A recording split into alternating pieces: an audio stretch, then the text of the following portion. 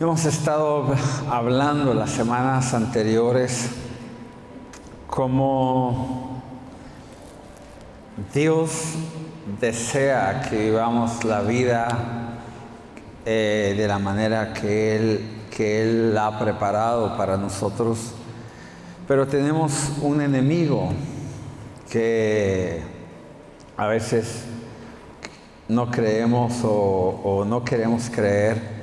Pero tenemos un enemigo que es real, que tiene toda la finalidad, que si ese enemigo que tenemos no ha logrado que tú y yo vengamos y conozcamos a Jesús y entregamos nuestra vida a Jesús, ese enemigo va a hacer todo lo posible para que nuestro tiempo en la tierra sea un tiempo como lo que a veces hemos escuchado cuando la gente dice, estoy viviendo un infierno. Y el propósito de Dios no es que vivamos esa vida así en la tierra. Hay un canto que es un corito muy viejo que dice, allá en el cielo, ya no habrá más llanto, ni más dolor, ni más tristeza. Cuando estemos los redimidos allá en el cielo, alabaremos a nuestro Señor. Y es un canto que es padre, pero en lo personal no me gusta mucho, porque muchas veces pensamos que la vida esa solamente podemos vivirla en el cielo. Sin embargo, la Biblia nos dice en Pedro que todas las cosas que pertenecen a la vida y a la piedad nos han sido dadas para que vivamos la vida como Dios manda. Ahora, muchos de nosotros tenemos, si yo les preguntara a cada uno de ustedes, ¿para ti qué es estar bien? Cada uno de nosotros tuviera una respuesta diferente porque pensamos de una manera diferente o vemos la vida de una manera diferente. Pero pensamos que el estar bien y vivir la vida como Dios quiere, muchas veces pensamos que es una vida libre de problemas, libre de momentos que a lo mejor son difíciles. Pero estar bien no es que no tengamos problemas, estar bien creo que es estar dentro de la voluntad de Dios en nuestra vida. Porque cuando estamos dentro de la voluntad de Dios en nuestra vida, aunque a nuestro alrededor las cosas sean un caos, tú y yo podremos permanecer con paz y con gozo en nuestro corazón.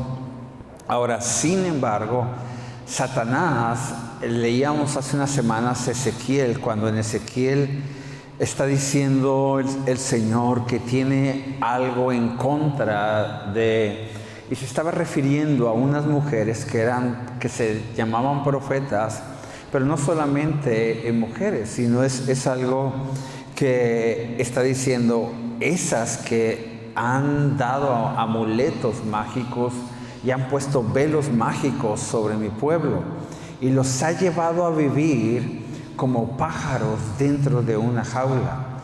Y los ha llevado a vivirlo, yo se los estoy parafraseando, dice como víctimas, cuando en realidad no son víctimas. Pero muchos, es la realidad que muchos puede que vivamos como pájaros dentro de una jaula.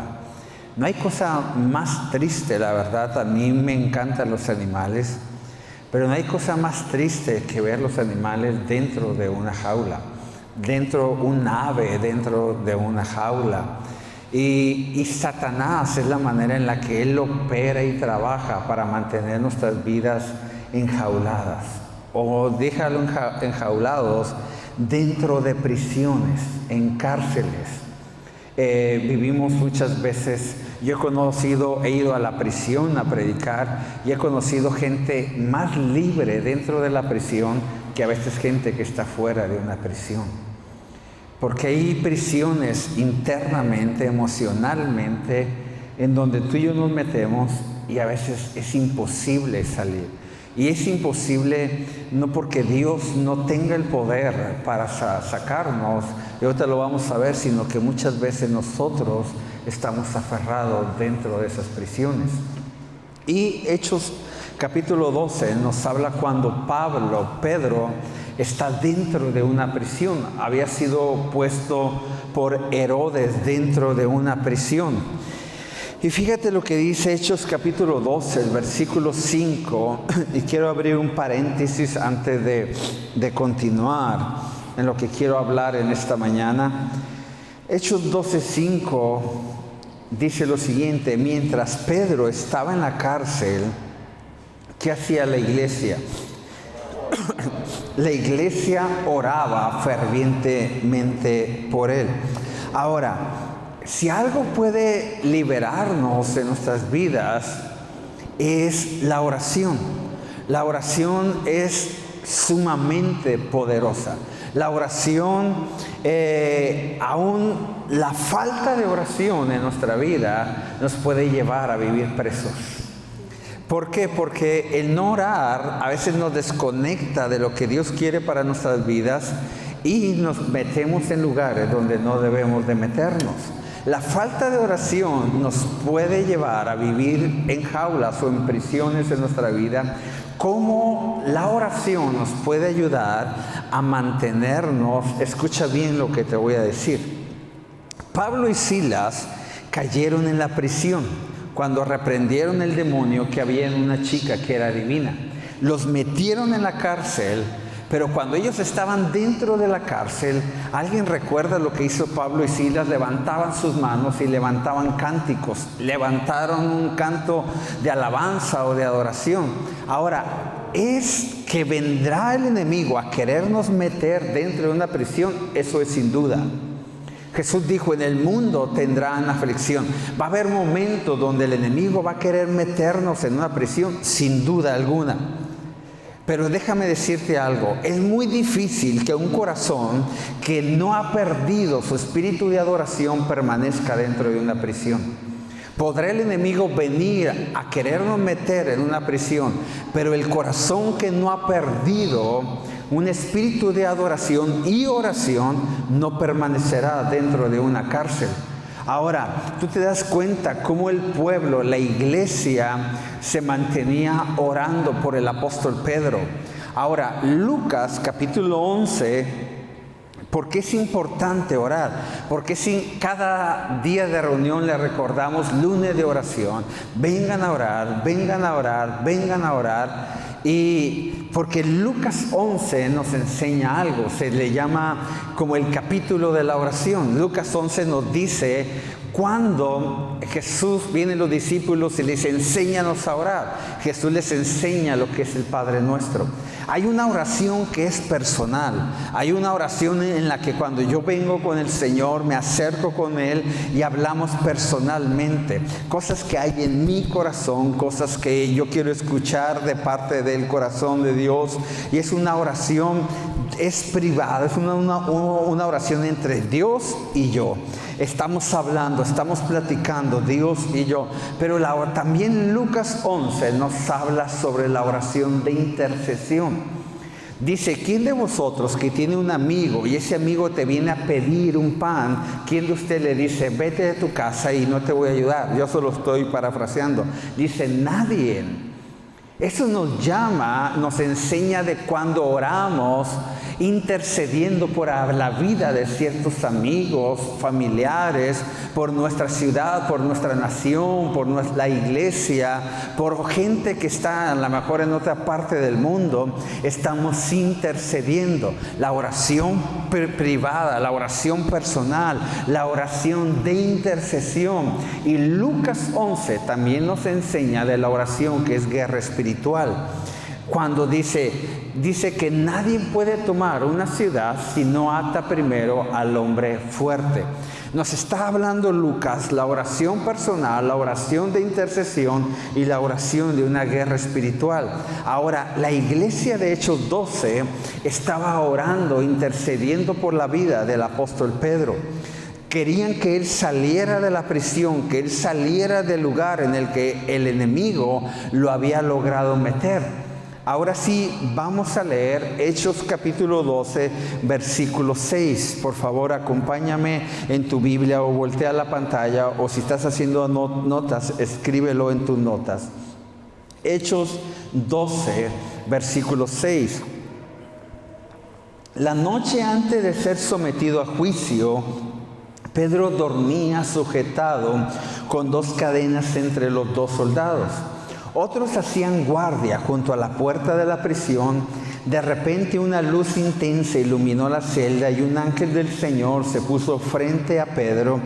Y el ángel lo golpeó en el costado para despertarlo y le dijo: «Rápido, levántate». Y las cadenas cayeron de sus muñecas. Después el ángel le dijo: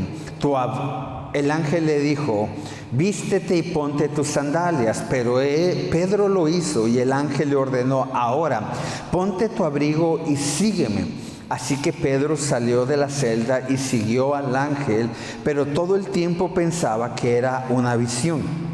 No se daba cuenta de que en verdad eso estaba sucediendo. Pasaron el primer puesto de la guardia, luego el segundo puesto y llegaron a la puerta de hierro que lleva a la ciudad.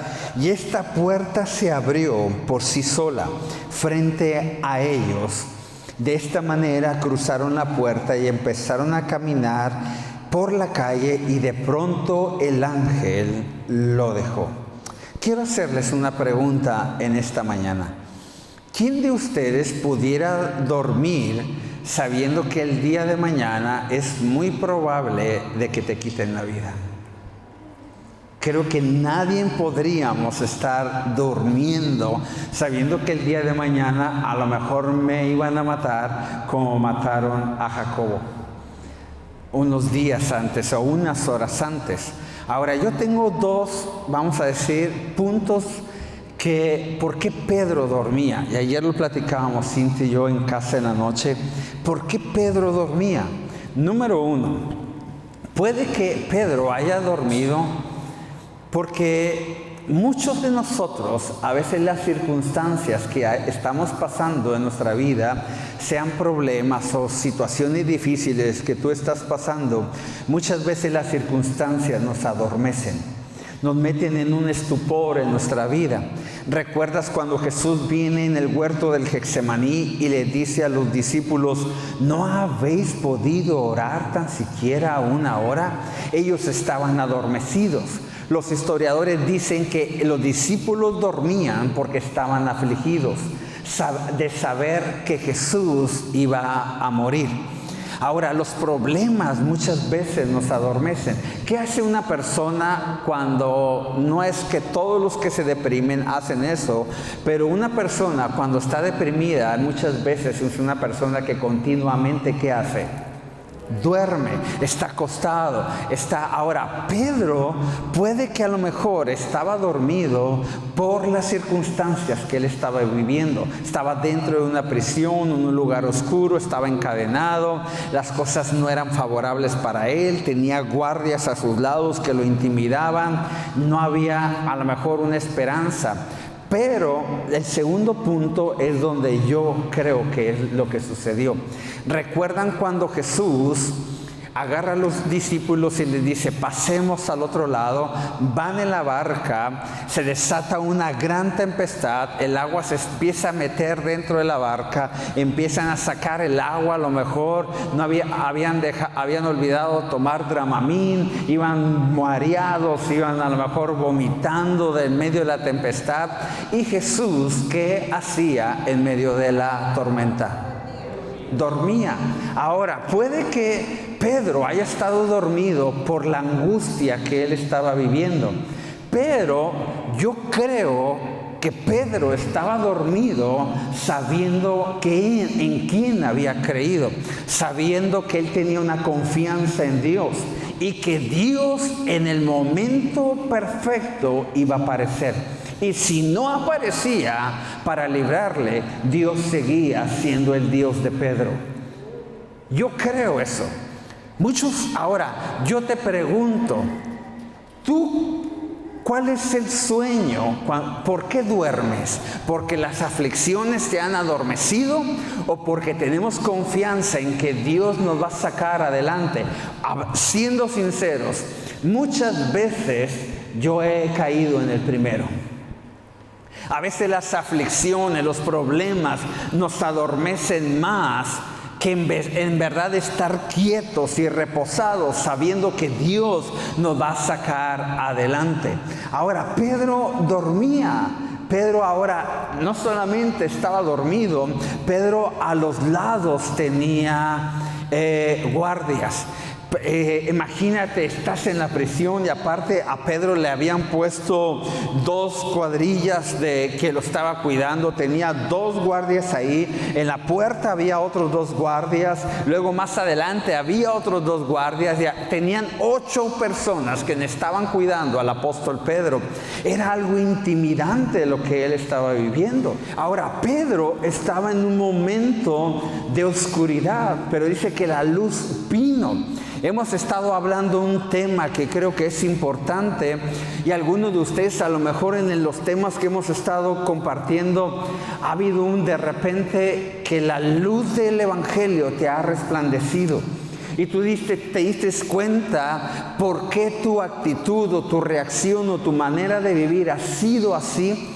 Y es porque el Espíritu de Dios vino y te iluminó y te pudiste dar cuenta por qué razón tu vida ha sido de esa manera. Es lo que sucedió en la vida del apóstol Pedro. De repente vino la luz, y creo que ha sido la luz del Evangelio, pudo iluminar eso en el cual Pedro se encontraba. ¿Sí me estoy explicando? Ahora, el segundo punto donde quiero ir, dice que cuando el ángel vino, se le aparece a Pedro, lo golpea en un costado y le da una indicación. Y le dice, levántate. Fíjate, vamos a leerlo, lo puedes poner en la pantalla, por favor. Creo que es Lucas 6, creo que es el 7 o el 8. Ok, de repente una luz intensa iluminó la celda y un ángel del Señor se puso frente a Pedro. El ángel lo golpeó en el costado para despertarlo y le dijo, ¿qué le dijo? 1, 2, 3. Rápido, levántate. Y las cadenas cayeron de las muñecas. Ahora, volvamos. Yo le decía, Satanás a veces nos ha metido en jaulas en nuestra vida o en prisiones. Pero quiero que entiendas algo. Lo que Jesús tenía que hacer para liberarnos, Jesús lo hizo hace más de 2000 años en una cruz del Calvario. La Biblia dice que porque para esto apareció el Hijo de Dios, para deshacer las obras del diablo. Jesús ya venció a nuestro enemigo. Jesús ya venció. Jesús muchas veces ha venido y ha abierto la puerta de esa jaula o de esa prisión. El ángel entró a la cárcel donde estaba Pedro para liberarlo. Pero hay algo que sucede aquí. ¿Cuántos de ustedes tienen niños chiquitos o ya no tan chiquitos y de repente hacen esos berrinches? ¿O cuántos han visto niños que de repente se cae el niño? Se cae el niño y está... Y le dice, levántate, y el niño está tirado así como que... ¿Sí sabe lo que estoy hablando? ¿No?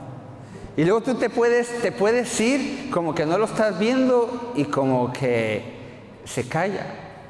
Y lo ve otra gente y el niño se calla. Pero en cuanto volteas tú a verlo, ¿sabe?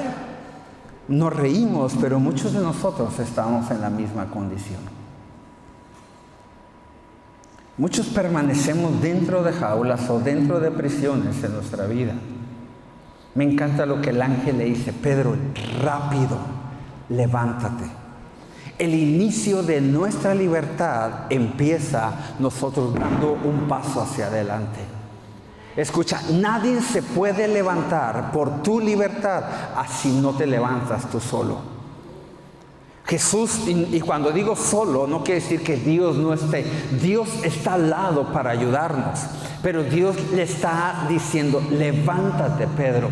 Recuerdo Juan capítulo 5, el paralítico de Bethesda. Tenía 38 años enjaulado en una enfermedad, estaba paralítico. 38 años con un patrón en su cabeza, creyendo que las cosas no iban a cambiar el resto de su vida.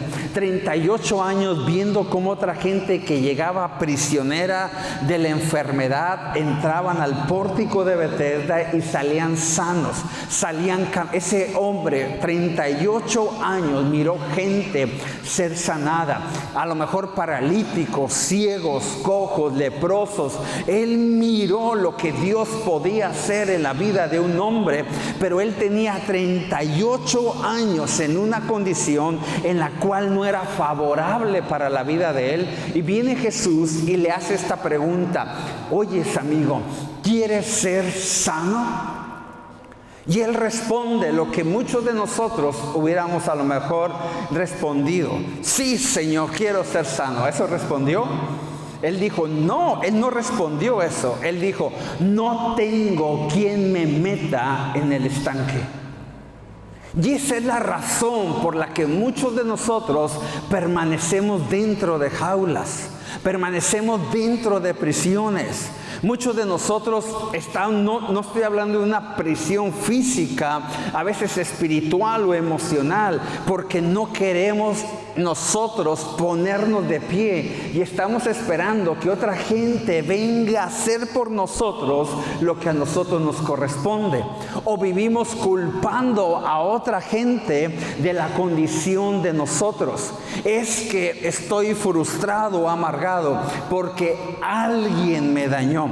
Es que yo soy así porque ellos me hicieron el otro. Es que yo he vivido así porque un día y empezamos nosotros a permanecer dentro de una jaula en la cual Jesús ya le ha abierto la puerta y nos está diciendo, levántate, da un paso hacia afuera, da un paso hacia adelante. Pero somos como esos niños chipilones malcriados que están acostados y están esperando que alguien vaya y los levante todavía. ¿Sí estás aquí? Ahora, eso está diciendo Pedro, levántate, pero levántate deprisa, Pedro. Levántate deprisa. Es por eso cuando viene y le dice Jesús a este hombre, levántate. La segunda cosa que el ángel le dice, la otra cosa que el ángel le dice a Pedro es lo siguiente. Fíjate lo que dice en el versículo número 8. Después el ángel le dijo a Pedro, vístete y ponte tus sandalias. Pedro lo hizo y el ángel le ordenó, ahora ponte tu abrigo y sígueme. Es interesante lo que aquí está hablando. Quiero leerte ese versículo 8 en la traducción actual. Dice la traducción actual, y el ángel le ordenó a Pedro, ponte el cinturón y ajusta las sandalias. Pedro obedeció. Luego el ángel le dijo, cúbrete con tu manto y sígueme. Ahora es interesante lo que aquí está hablando. Cuando él le dice, levántate, vístete y ponte tus sandalias, dice la NTV, la traducción actual dice, levántate y ponte el cinturón. Efesios 6 nos dice que hay una vestidura que tú y yo necesitamos tener en nuestra vida, que es la armadura. Y la primera cosa que Efesios 6 menciona de la armadura, ¿alguien sabe qué es? Es el cinturón. ¿De qué? ¿De qué? De la verdad. Ahora, ¿por qué Pablo dice del cinturón de la verdad? Porque escucha, la vestidura del soldado romano, lo que sostenía toda la vestidura importante del soldado romano era el cinturón.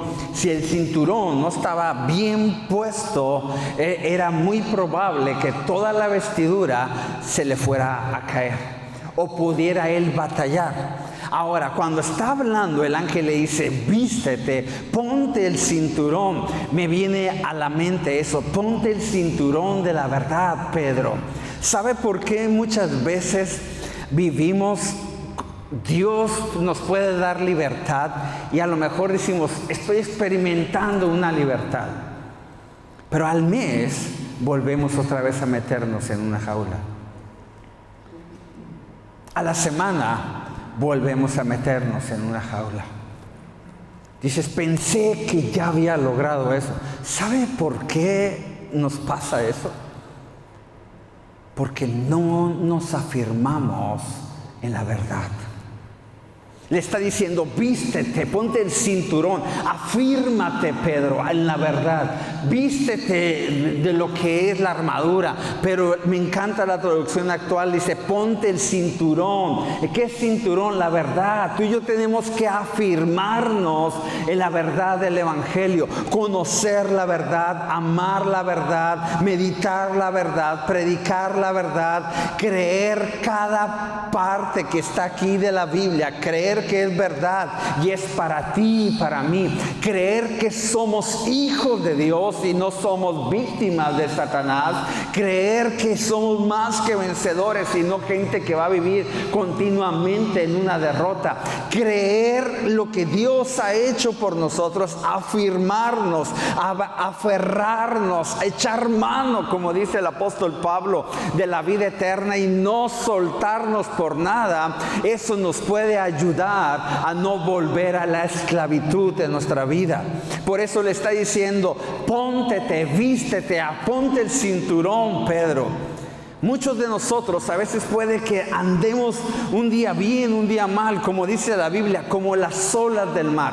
Hay días empezamos el lunes muy bien y el miércoles otra vez andamos mal. ¿Por qué? Porque no nos estamos afirmando en la verdad, no nos estamos parando en esa verdad, no nos estamos apropiando, vistiéndonos de la verdad del Evangelio, amados.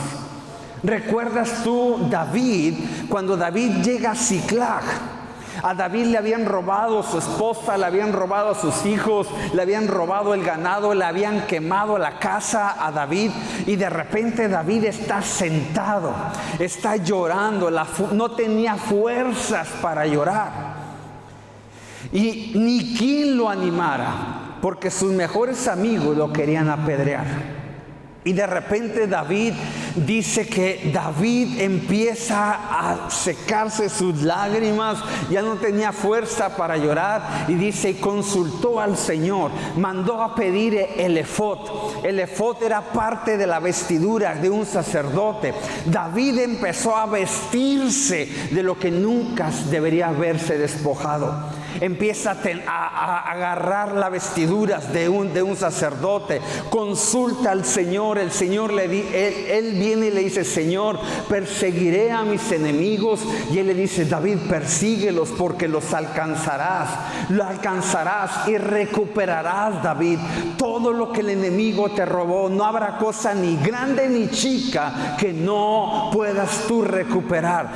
Pero ¿qué fue lo que hizo que David se levantara? Consultar al Señor y tomar parte de la vestidura que nunca debería haber soltado.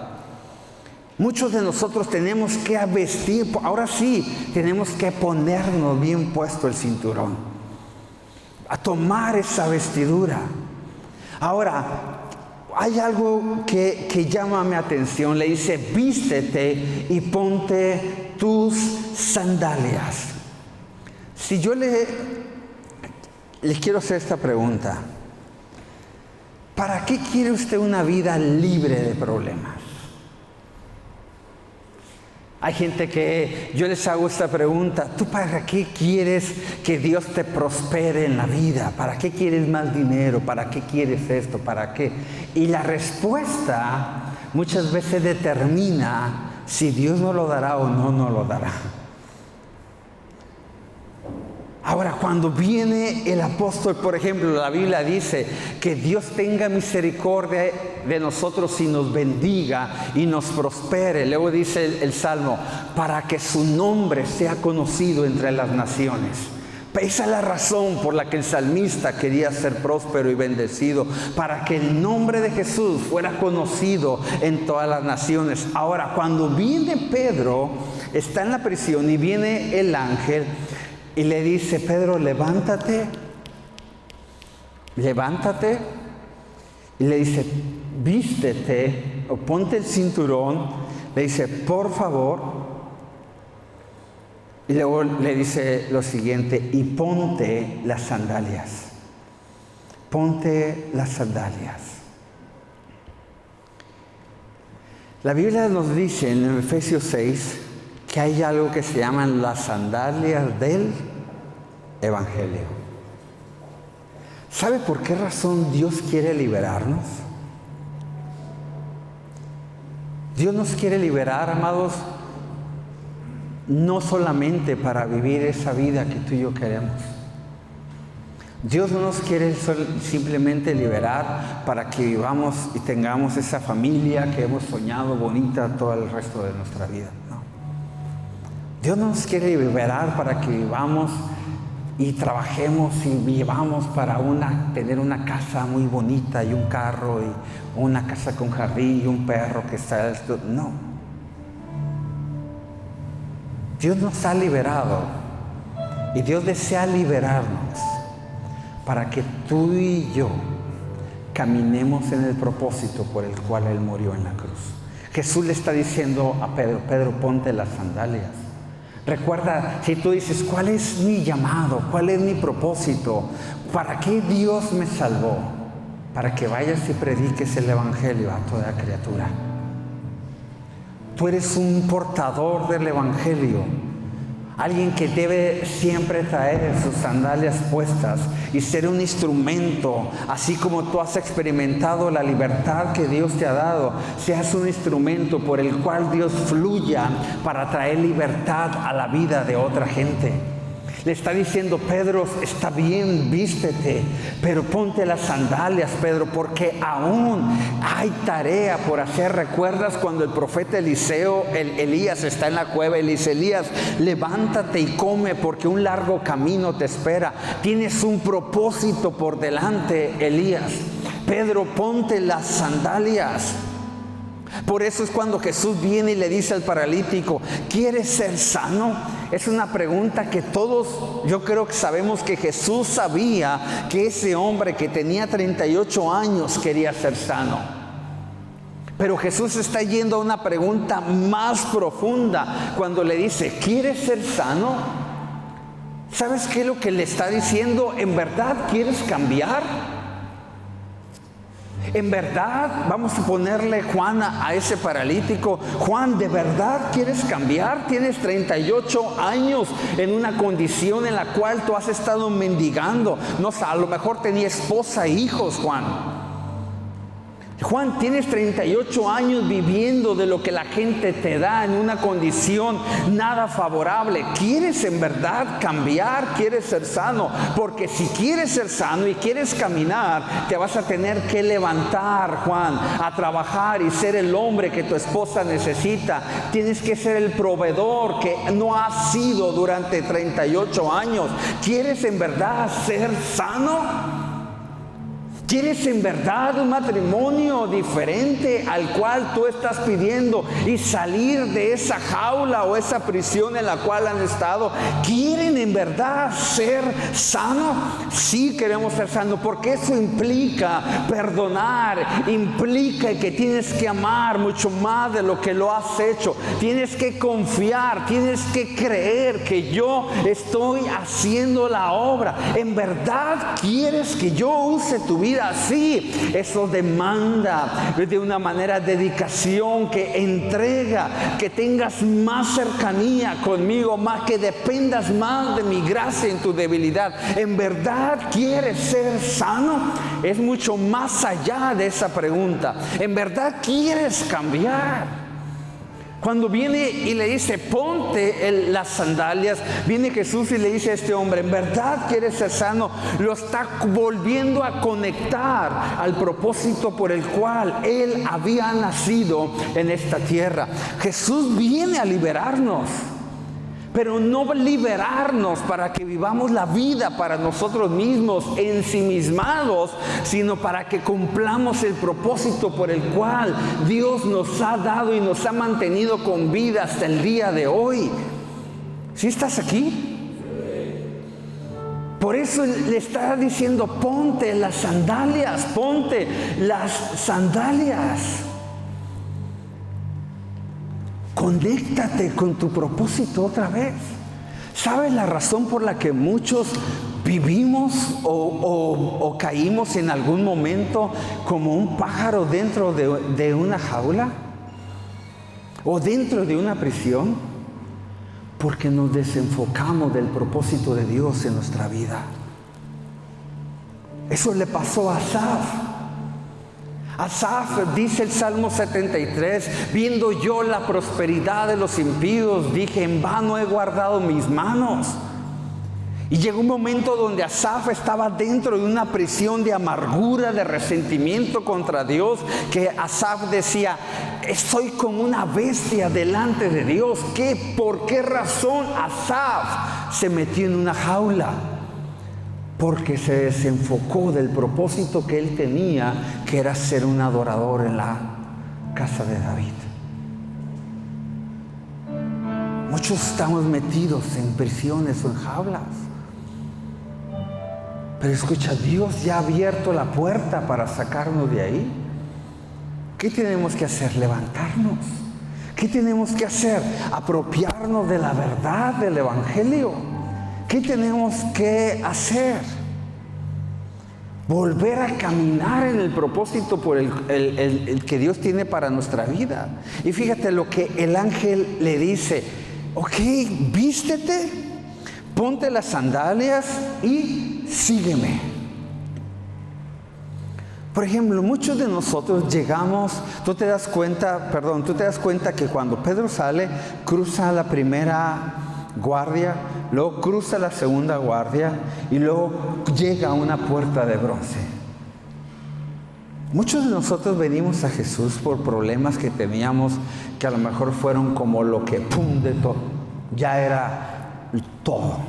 Dices, ya las cosas están bien mal. Puede ser por una adicción, por un problema en el matrimonio, algo puede decir. Pero te das cuenta. Por ejemplo, yo llegué a Jesús porque tenía un problema de adicción a la heroína. 17 años tenía. Y yo pensé que ese era mi mayor problema. Pero esa era la primera puerta que Jesús abrió.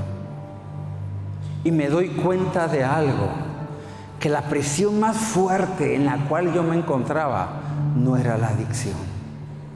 Tú te das cuenta que conforme Pedro va avanzando, cruza la primera guardia, la segunda, y a lo más adentro se encontraba la puerta de bronce.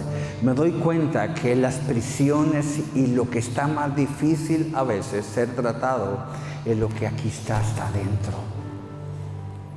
No es lo que se ve, el pecado externo, es las raíces que se van guardando en el corazón, que esas raíces traen como manifestación en lo externo ciertos pecados. Pero el pecado que vemos es un resultado de una raíz interna que necesita ser arrancada.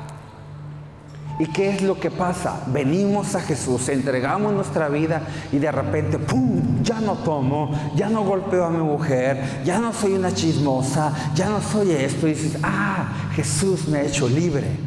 Pero, y nos detenemos cuando el ángel le dice, sígueme. Ahora, la libertad de nuestras vidas, hay cosas en las cuales Dios nos va a liberar, ¡pum!, inmediatamente.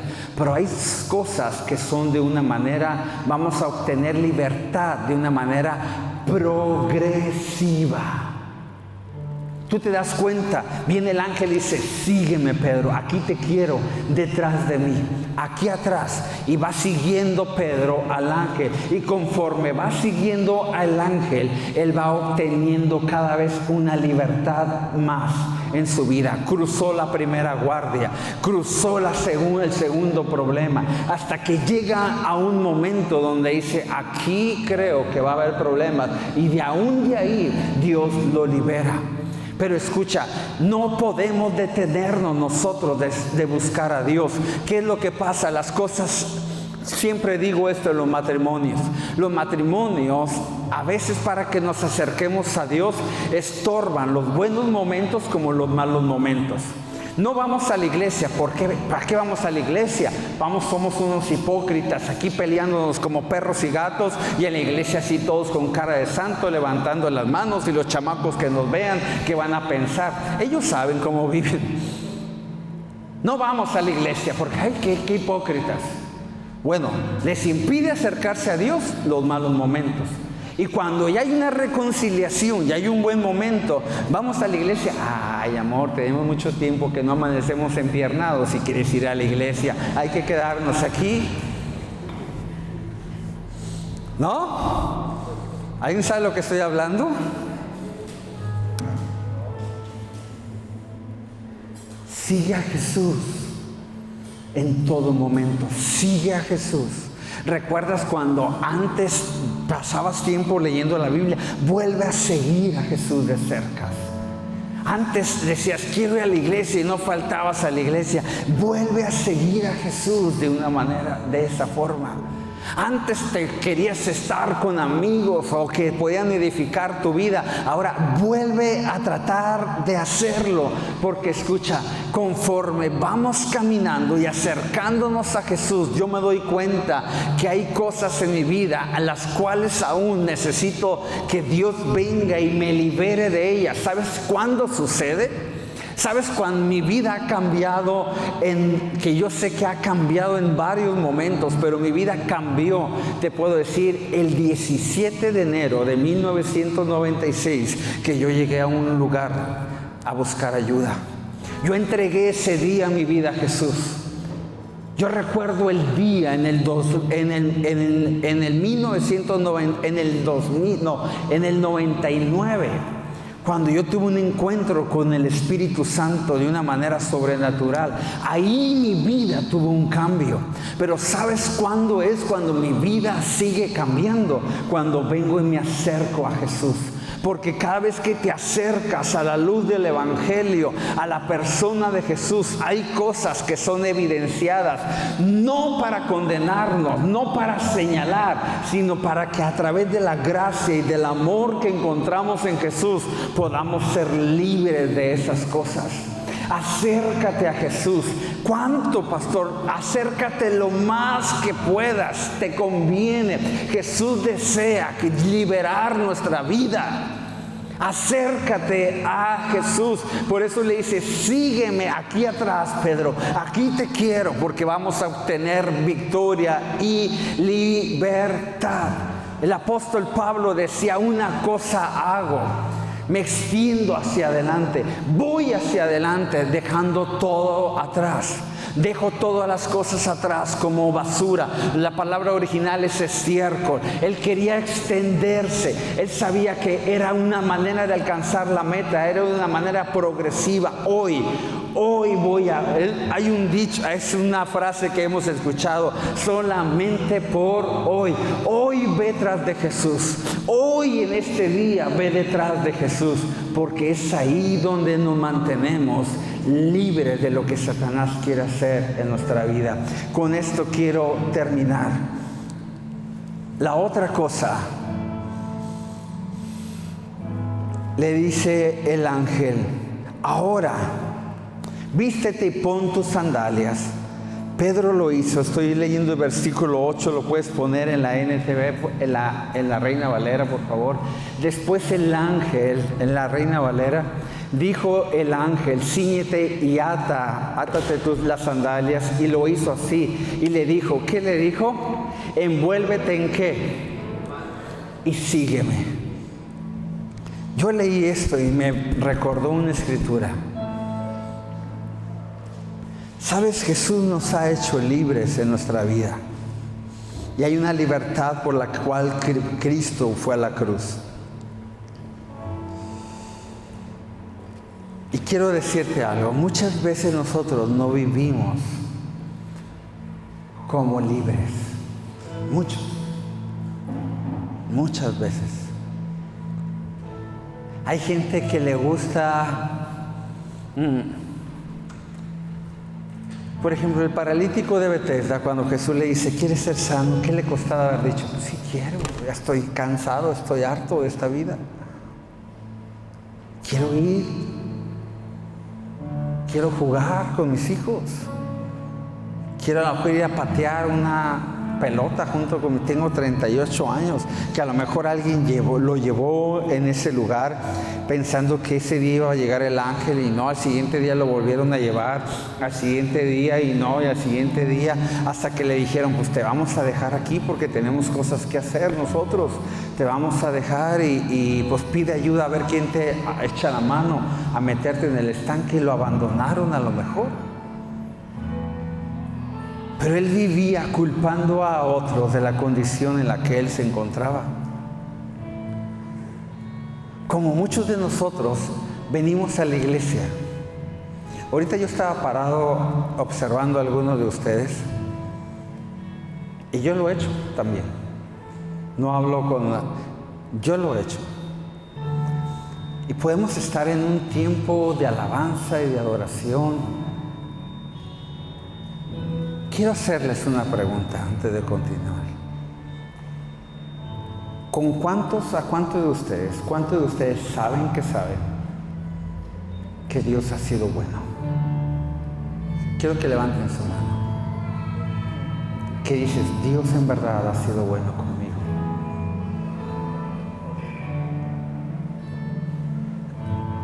Detente atrás, voltea atrás. Voltea atrás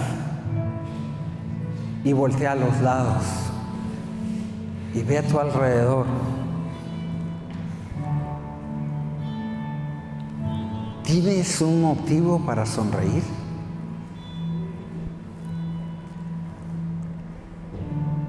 ¿Sabe que muchos de nosotros llegamos y nos sentamos hablando en nuestras vidas y siempre estamos como afligidos?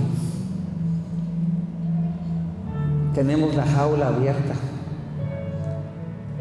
la cárcel abierta, el ángel se nos ha aparecido, pero aún así no hay gozo en nuestra vida.